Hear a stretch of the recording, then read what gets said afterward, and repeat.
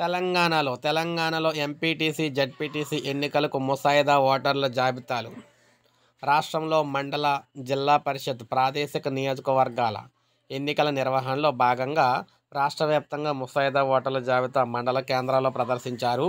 వాటికి సంబంధించిన పోలింగ్ కేంద్రాల ముసాయిదాను అయితే ప్రచురించనున్నారన్నమాట. ఈరోజు ఎంపీటీసీ, జడ్పీటీసీ ఎన్నికల కోసం ఓటర్ల జాబితాలు, వాటికి అనుగుణంగా పోలింగ్ కేంద్రాల ఎంపికకు గాను ముసాయిదాలను సిద్ధం చేశారు.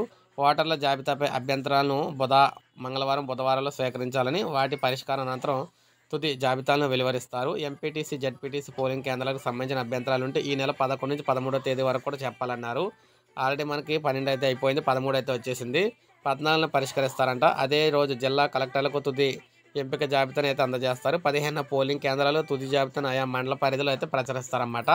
సో ఈ విధంగా ఎన్నికలకు సంబంధించి ముమ్మర ఏర్పాట్లు అయితే జరుగుతున్నాయి. ఒక లైక్ చేయండి, సబ్స్క్రైబ్ చేసుకోండి, మన ఛానల్ సబ్స్క్రైబ్ చేసుకొని ఫాలో అవుతానండి. ఇలాగే మీకు లేటెస్ట్ అప్డేట్స్ అందిస్తూ ఉంటాను నేను.